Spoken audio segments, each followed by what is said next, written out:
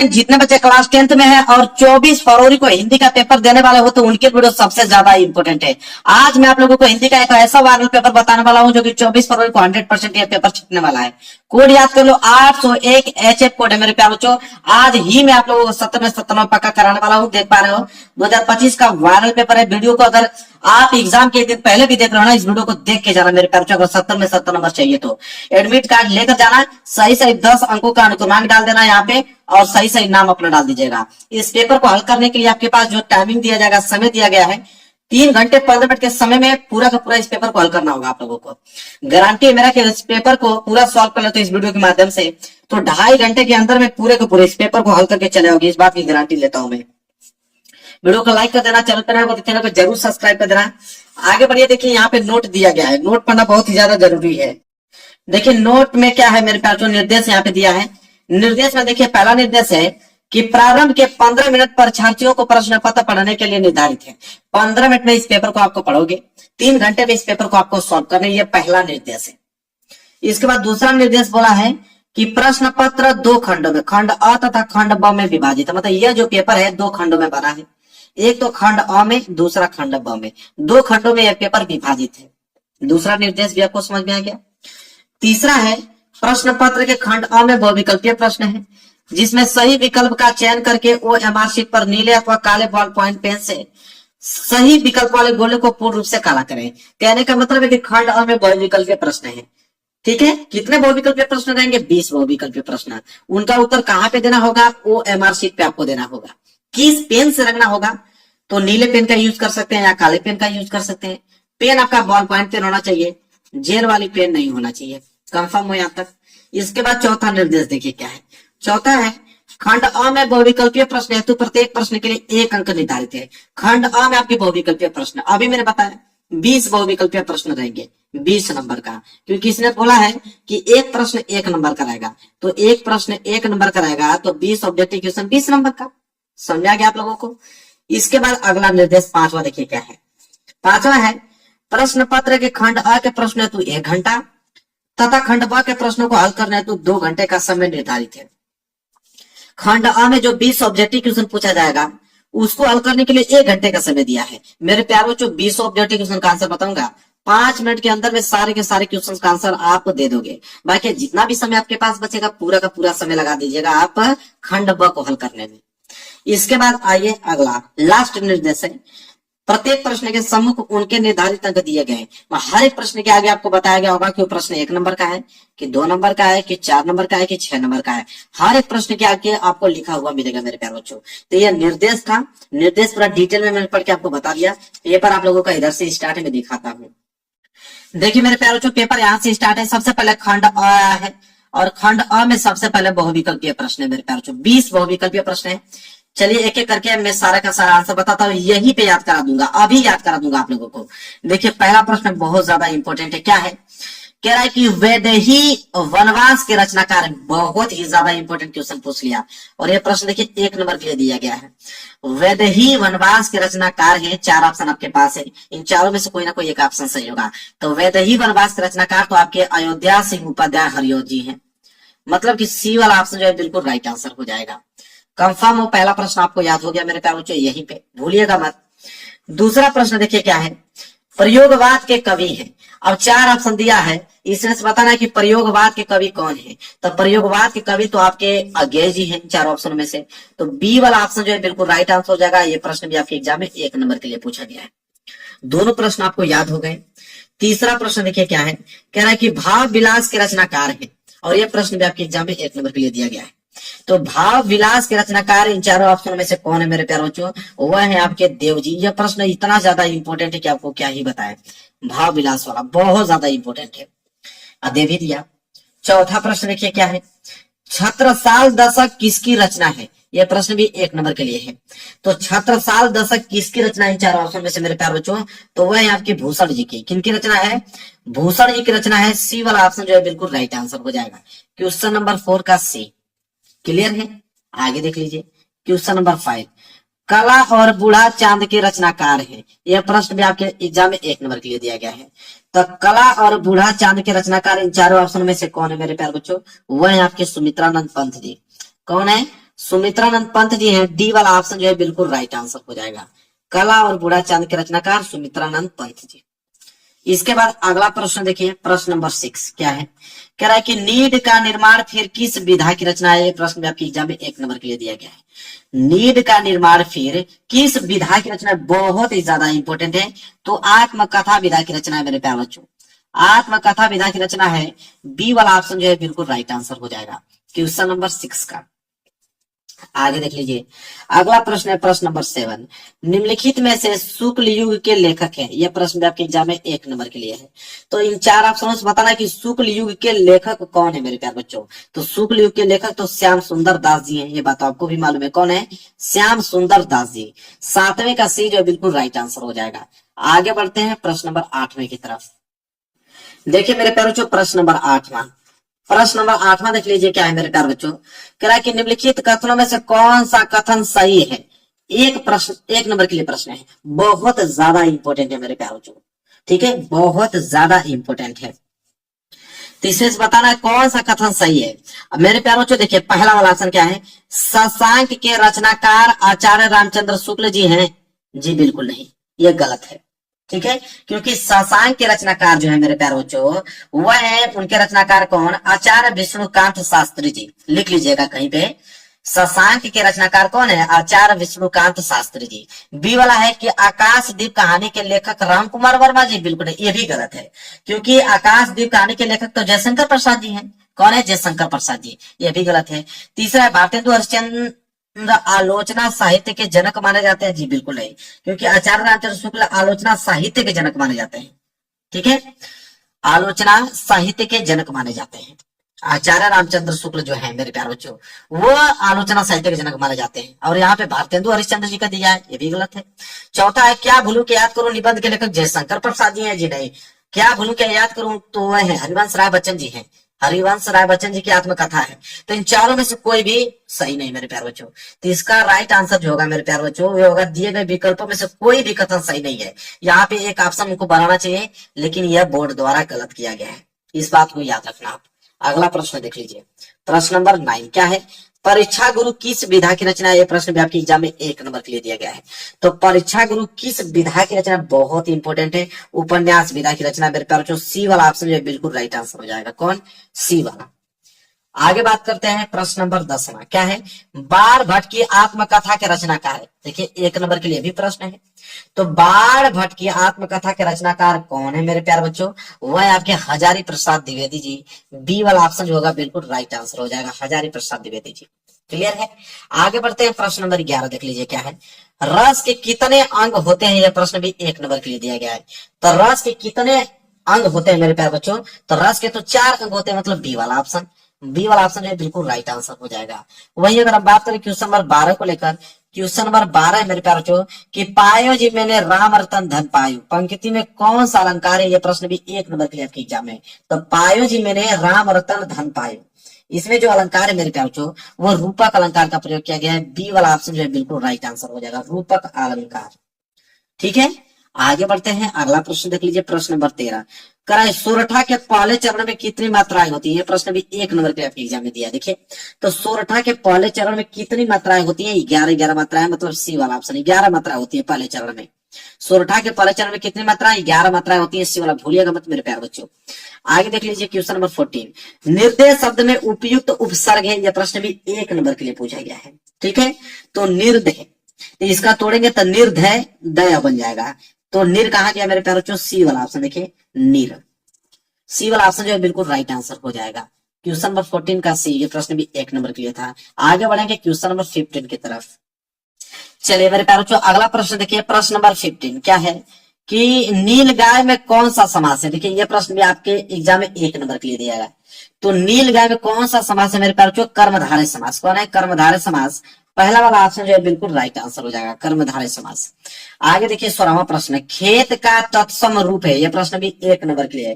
तो खेत का तत्सम रूप क्षेत्र कहीं दिख रहा है, बिल्कुल क्षेत्र, खेत का तत्सम रूप क्षेत्र होता है। सी वाला ऑप्शन जो है बिल्कुल राइट आंसर हो जाएगा। आगे देख लीजिए 17वां, युष्मद शब्द का अगर हम पंचमी विभक्ति बहुवचन का रूप देखें तो कौन सा होगा? तो युष्मद शब्द का अगर पंचमी विभक्ति बहुवचन का अगर हम रूप देखें तो युष्मत होगा। युष्मत मतलब सी वाला ऑप्शन जो है बिल्कुल राइट आंसर हो जाएगा, युष्मत। ठीक है, चलिए आगे बढ़ जाते हैं क्वेश्चन नंबर 18 की तरफ। भाववाच्य में किसकी प्रधानता होती है? 1 नंबर के लिए प्रश्न है मेरे प्यारे बच्चों। ठीक है, तो भाववाच्य में किसकी प्रधानता होती है? क्रिया की प्रधानता होती है। क्रिया की प्रधानता मतलब सी वाला ऑप्शन, बात खत्म। भाववाच्य में क्रिया की प्रधानता होती है। आगे बढ़ेंगे, अगला प्रश्न देखिए, प्रश्न नंबर 19 क्या है? वाक्य के कितने तत्व होते हैं? प्रश्न बहुत ज्यादा इंपॉर्टेंट है।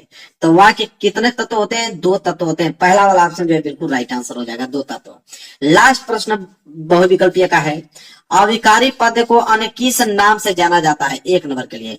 तो अविकारी पद को अन्य किस नाम से जाना जाता है मेरे प्यारे बच्चों? तो अव्यय पद भी उसको कहते हैं। अविकारी को मेरे प्यारे बच्चों हम लोग क्या कहते हैं यहाँ पे? अव्यय पद। क्या? अव्यय पद भी कहते हैं। बी वाला ऑप्शन जो है बिल्कुल राइट आंसर हो जाएगा। 20 के 20 ऑब्जेक्टिव क्वेश्चन का आंसर बता दिया। 20 में 20 नंबर आपके सही होने चाहिए मेरे प्यारे बच्चों। ये आपका खंड अ जो है यहाँ पे मेरे प्यारे बच्चों, खंड यहाँ पे क जो है समाप्त हो गया। खंड क में 20 ऑब्जेक्टिव क्वेश्चन थे जिनका उत्तर आपको OMR शीट पे देना है। ठीक है, अब यहाँ पे देखेंगे खंड ब। देखिए मेरे प्यारे बच्चों, यहाँ से खंड ब स्टार्ट हो गया आप लोगों का। क्या है? खंड ब। और खंड ब जो है मेरे प्यारे बच्चों, इसमें सबसे पहले वर्णनात्मक प्रश्न रहेंगे आपके। और वहां से प्रश्न स्टार्ट हो रहा है, प्रश्न नंबर 21। 20 के बाद 21वां प्रश्न स्टार्ट है। बोला कि निम्नलिखित गद्यांश पर आधारित 3 प्रश्न के उत्तर दीजिए। यह गद्यांश है।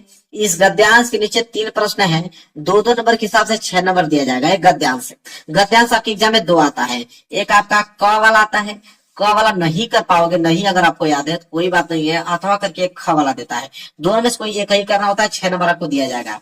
देखिए क वाला क्या है मेरे प्यारे बच्चों? क वाला है कि कुसंग का जोर सबसे भयानक होता है। यह केवल नीति और सद्वृत्ति का विनाश नहीं करता बल्कि बुद्धि का भी क्षय करता है। किसी युवा पुरुष की संगति यदि बुरी होगी तो वह उसके पैरों में बंदी चक्की के समान होगी, जो उसे दिन दिन अवनति के गड्ढे में गिराती जाएगी। और यदि अच्छी होगी तो सहारा देने वाली बहू के समान होगी, जो उसे निरंतर उन्नति की ओर उठाती जाएगी। ठीक है, यह आपका गद्यांश है। इस गद्यांश के नीचे 3 प्रश्न हैं। उपयुक्त गद्यांश का सारांश लिखिए, मतलब संदर्भ लिखने के लिए 2 नंबर दिया जाएगा। रेखांकित अंश की व्याख्या कीजिए, 2 नंबर यहां से दिया जाएगा। सुदृढ़ बाहु का क्या अर्थ है? 2 नंबर यहां से दिया जाएगा। तो तीनों प्रश्नों का उत्तर दे दोगे, 6 नंबर आपको दे दिया जाएगा। अगर ये प्रश्न नहीं करना चाहते हैं कोई बात नहीं है, अथवा करके प्रश्न और दिया है ख वाला कि ईर्ष्या से बचने का उपाय मानसिक अनुशासन है। जो व्यक्ति ईर्ष्यालु स्वभाव का है उसे फालतू बातों के बारे में सोचने की आदत छोड़ देनी चाहिए। उसे यह भी पता लगा लेना चाहिए कि जिस अभाव के कारण वह ईर्ष्यालु बन गया है उसकी पूर्ति का रचनात्मक तरीका क्या है। जिस दिन उसके भीतर यह जिज्ञासा जगेगी उस दिन वह ईर्ष्या करना कम कर देगा। ठीक है, यह आपका गद्यांश है। अगर वो नहीं अर्थ वाला कर दीजिए। इसके नीचे भी 3 प्रश्न है। उपयुक्त गद्यांश के पाठ और शीर्षक लेखक का नाम बताइए, 2 नंबर यहाँ से। इसके बाद रेखांकित अंश की व्याख्या कीजिए, 2 नंबर के लिए। जहां तक अंडरलाइन किया गया है यहां से लेके यहां तक अंडरलाइन किया गया, इसका अगर आप व्याख्या बताते हो तो 2 नंबर मिलेगा। फिर ईर्ष्या के बचने के लिए लेखक किस आदत को छोड़ने की सलाह देता है, 2 नंबर यहां से मिलेगा। तो 6 नंबर यहां से क्लियर हो जाएंगे। तो दोनों में से कोई भी करो, 6 नंबर आपको दिया जाएगा। या तो क वाला कीजिए या तो ख वाला। तो दोनों ही इंपॉर्टेंट है, आसान है। जो आपको मन करे वो याद करके जाइए और एग्जाम में करके आइए। 6 नंबर आपको दे दिए जाएंगे। प्रश्न नंबर 21 जो है कंप्लीट हो गया। चलिए अब देखिए प्रश्न नंबर 22। प्रश्न नंबर 22 क्या है?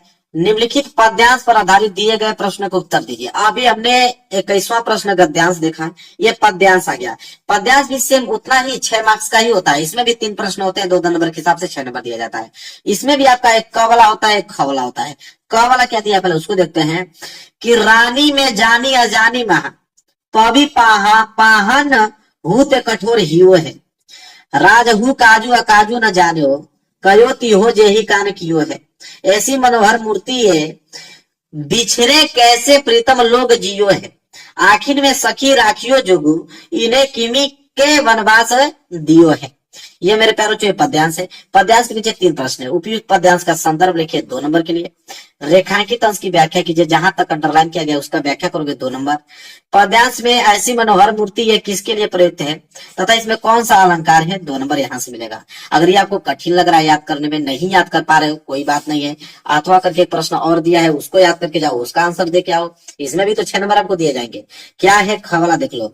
चढ़ चेतक पर तलवार उठा रखता था भूतल पानी को, राणा प्रताप सिर काट काट कर करता था सफल जवानी को। सेना नायक राणा के भी रण देख देख कर चाह भरे, मेवाड़ सिपाही लड़ते थे दूने तिगुने उत्साह भरे। ठीक है, अब इसके नीचे भी 3 प्रश्न है। उपयुक्त पद्यांश में कवि और शीर्षक का नाम लिखिए 2 नंबर। रेखांकित अंश की व्याख्या कीजिए 2 नंबर। उपयुक्त पद्यांश में किस योद्धा को वर्णन किया 2 नंबर। तो भाई दोनों मैंने बता दिया, दोनों में से जो आपको आसान लगेगा वो याद करके जाइएगा, उसका आंसर देके आइएगा, 6 नंबर आपको दिया जाएगा। प्रश्न नंबर 22 भी कंप्लीट रूप से कंप्लीट कर दिया मैंने। अब स्टार्ट होता है मेरे पास प्रश्न नंबर 23। प्रश्न नंबर 23वां क्या है उसको थोड़ा देख लीजिए। निम्नलिखित संस्कृत गद्य अवतरणों में से किसी एक अवतरण का संदर्भ लिखिए। अब यह संस्कृत का गद्यांश आ गया, ठीक है। और संस्कृत का गद्यांश यहाँ बोला है कि हिंदी में अनुवाद कीजिए, संदर्भ सहित हिंदी में अनुवाद करने के लिए बोला है, 5 नंबर दिया जाएगा। तो ये संस्कृत का गद्यांश है, 5 नंबर के लिए। इसमें भी 2 ऑप्शन है, एक क वाला, वाराणसी प्राचीन काल गेहे गे वाला मैं यहाँ घेर देता हूँ, देखो ये वाला है इसका, या आप संदर्भ सहित हिंदी में अनुवाद कीजिए, याद कर लीजिए। याद नहीं हो पा रहा है, कठिन लग रहा है याद करने में, कोई बात नहीं है, अथवा करके एक ऑप्शन आपके पास और है, वो है आपका ख वाला, विश्व से अस्त्रता ईश्वर वाला, यहां से लेके यहां तक। इसका आप संदर्भ से हिंदी में अनुवाद कर दीजिए। तो दोनों मैंने बता दिया, क और ख दोनों बता दिया। दोनों में से जो आसान लगेगा वो याद करके जाइए, तो क वाला या ख वाला। तो यहाँ पे प्रश्न नंबर 23 भी कंप्लीट हो गया, 5 नंबर के लिए था, संस्कृत का गद्यांश क्लियर हो गया होगा। चलिए अगला प्रश्न देते हैं, प्रश्न नंबर 24। प्रश्न नंबर 24 है, दिए गए संस्कृत पद्यांशों में से किसी एक का संदर्भ सहित हिंदी में अनुवाद कीजिए। अब ये संस्कृत का पद्यांश मेरे प्यारे बच्चों, और संस्कृत का जो पद्यांश होता है वो आपके एग्जाम में 5 नंबर के लिए आता है। चलिए तो ये भी 5 नंबर के लिए आता है। इसमें भी 2 ऑप्शन है, देखिए एक क वाला एक ख वाला। क वाला देखिए मैं यहाँ पे घेर देता हूँ, यह है, ठीक है। ये आपका संस्कृत का पद्यांश कहिए या श्लोक कहिए, दोनों एक ही चीज है। संदर्भ से हिंदी में अनुवाद करना है। इसका क वाला करोगे 5 नंबर दिया जाएगा। ये नहीं आ रहा था अथवा करके ख वाला करना है, ख वाला कर दीजिए, ये भी 5 नंबर का ही है। दोनों में से कोई करो 5 नंबर दिया जाएगा आपको। तो जो आसान लगेगा, या तो क वाला लग रहा है तो उसको याद करके जाइए करके आइए, या ख वाला लग रहा है तो ख वाला, दोनों मैंने बता दिया आपको, दोनों ही 5 नंबर के लिए। क्लियर है, चलिए कंप्लीट हो गया। आगे देखिए अगला प्रश्न मेरे प्यारे बच्चों है प्रश्न नंबर 25। प्रश्न नंबर 25वां क्या है कि अपने पठित खंड काव्य के आधार पर दिए गए प्रश्नों में से किसी एक प्रश्न का उत्तर दीजिए। यह खंड काव्य मेरे प्यारे, जो खंड काव्य आपके एग्जाम में 3 नंबर के लिए आते हैं। हमेशा से आपको बताता आया हूं कि खंड काव्य जो है जिला वाइज ही होता है। आपके जिला में जो पूछा जाएगा वही आपको खंड काव्य करना है, कोई दूसरा कर दोगे तो 1 नंबर भी नहीं मिलेगा। ठीक है, तो आप देख लेना कि आपके डिस्ट्रिक्ट में कौन सा खंड काव्य पूछा जाता है, वही याद करके सही सही जाइएगा। वैसे खंड काव्य तो बहुत होते हैं आपके। पहला वाला देखिए मुक्ति खंड काव्य, तो मुक्ति दूत खंड काव्य बहुत सारे जिलों में पूछा जाता है। बहुत सारे डिस्ट्रिक्टों में देखोगे तो ज्योति जवाहर पूछा जाता है। फिर यहाँ पे दिया मेवाड़ मुकुट दिया है, मेवाड़ मुकुट के बाद यहाँ पे अग्र पूजा दिया है, अग्र पूजा के बाद यहाँ पे जय सुभाष दिया है, जय सुभाष के बाद देखिए मातृभूमि भी दिया है। इसके बाद आपका कर्ण दिया है, कर्ण के बाद देखिए करमवीर दिया है, करमवीर के बाद तुमुल दिया है। इतने सारे खंड काव्य होते हैं और सभी अलग अलग डिस्ट्रिक्टों में पूछे जाते हैं। तो आप देख लीजिएगा कि आपके जिला में कौन सा पूछा जाता है, वही एग्जाम में करना है, तभी आपको 3 नंबर मिलेगा मेरे प्यारे बच्चों। क्लियर है, देख के याद कर लीजिएगा। आगे बढ़ेंगे, अगला प्रश्न है प्रश्न नंबर 26। और प्रश्न नंबर 26 का सबसे पहले क देखेंगे। तो प्रश्न नंबर 26 का क है, दिए गए लेखकों में से किसी एक लेखक का जीवन परिचय देते हुए उनकी प्रमुख रचना का उल्लेख कीजिए। अब लेखक का जीवन परिचय है 5 नंबर के लिए। मैंने हमेशा से बताया हूँ कि 3 नंबर तो जीवन परिचय पे और 2 नंबर जो है मेरे प्यारे बच्चों वो रचनाएं पे मिलता है। किस पे? रचनाएं पे। तो रचना बहुत ज्यादा इंपॉर्टेंट है। और यहाँ पे 3 ऑप्शन आपके पास है, या तो जयप्रकाश भारती जी का लिखिए, या पद्मलाल पूनालाल बख्शी जी का लिखिए, या जयशंकर प्रसाद जी का लिखिए। तीनों लोगों में से किसी एक लोग का ही जीवन परिचय आपको लिखना है। रचना सहित 5 नंबर क्लियर है। हर एक विद्यार्थी को इसमें तो जीवन परिचय याद ही याद होगा, लिख लीजिएगा, 5 नंबर आपको मिल जाएगा। यह लेखक का जीवन परिचय है। आगे देखते हैं प्रश्न नंबर 26 का ख। देखिए प्रश्न नंबर 26 का ख आ गया। ख वाला क्या है कि निम्नलिखित कवियों में से किसी एक कवि का जीवन परिचय देते हुए उनके प्रमुख रचना को उल्लेख कीजिए। वो तो लेखक का जीवन परिचय था, या कवि का। कवि का जीवन परिचय भी 5 नंबर, सेम वही 3 नंबर जीवन परिचय पे, 2 नंबर रचना पे, इन पे भी मिलता है। अब यहाँ पे देख पा रहे हैं आप 3 ऑप्शन आपके पास है।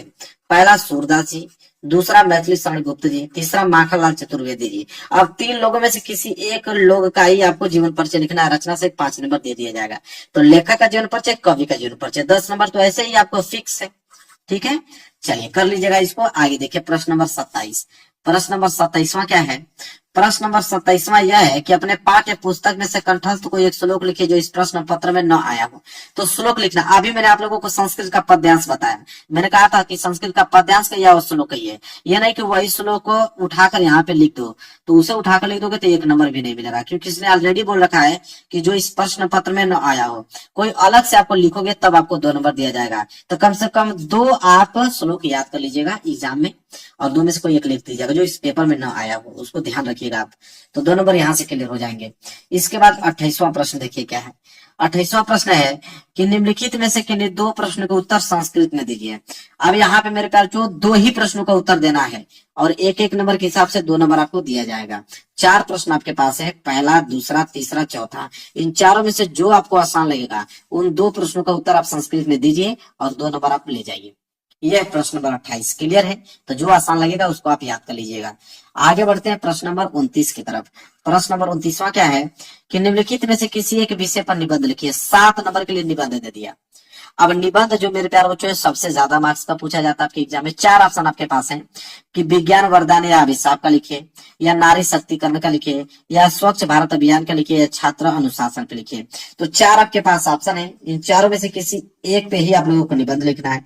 हमेशा से बताता हूँ निबंध में कुछ याद हो चाहे ना याद हो, पहले हेडिंग प्रस्तावना याद होनी चाहिए, बिल्कुल सही सही, ठीक है। और लास्ट हेडिंग उपसंहार। यह 2 हेडिंग अगर आप बिल्कुल सही सही अगर लिख देते हो तो आधा से अधिक चांस है आपके नंबर मिलने के। 5 नंबर तक कहीं नहीं गए हैं। अब बीच में और 1-2 हेडिंग सही बना के लिख देते हो तो पूरे के पूरे अंक दे दिए जाएंगे। तो यह है मेरे प्यारे बच्चों प्रश्न नंबर 29 निबंध। क्लियर हो गया होगा। चलिए प्रश्न नंबर 30वां देखते हैं। देखिए प्रश्न नंबर 30वां और इस पेपर का लास्ट प्रश्न है कि अपने जन्मदिन पर मित्र द्वारा भेजे गए उपहार के लिए मित्र को धन्यवाद पत्र लिखिए। अगर आपका बर्थडे है, उस बर्थडे में आपका मित्र कोई गिफ्ट दिया है तो उस गिफ्ट का अगर धन्यवाद अगर देना चाहते हैं अपने मित्रों को तो कैसे धन्यवाद पत्र लिखेंगे 4 नंबर के लिए। अगर वो नहीं लिख पाते हैं कोई बात नहीं, अथवा करके एक ऑप्शन आपके पास और है कि राज्य परिवहन निगम के मुख्य प्रबंधक को बस चालक के अप्रशंसनीय व्यवहार का उल्लेख करते हुए शिकायती पत्र लिखे। ठीक है, तो राज्य परिवहन निगम के जो मुख्य प्रबंधक होते हैं, ठीक है, तो जो बस चालक होता है सरकारी बस, तो अगर दुष्ट व्यवहार करता है किसी भी यात्री से तो उसका अगर शिकायती पत्र अगर लिखना चाहते हैं किसी राज्य परिवहन निगम के मुख्य प्रबंधक को तो कैसे आप शिकायती पत्र लिखेंगे। तो दोनों में से जो आसान लगेगा वो करके आइएगा मेरे प्यारे बच्चों। 4 नंबर यहाँ से बिल्कुल क्लियर हो जाएंगे। और इस तरह मैंने पूरा का पूरा इस पेपर का सोल्यूशन आपको बता दिया। अगर इस पेपर को तैयार कर लेते हो तो 70 में 70 नंबर बिल्कुल आज ही आपके क्या हो जाएंगे, पक्के हो जाएंगे। मेरे प्यारे वीडियो को लाइक कर देना, चैनल पर नए हो तो चैनल को जरूर सब्सक्राइब कर लेना। मिलेंगे एक प्यारे से नेक्स्ट वीडियो में, तब तक के लिए धन्यवाद।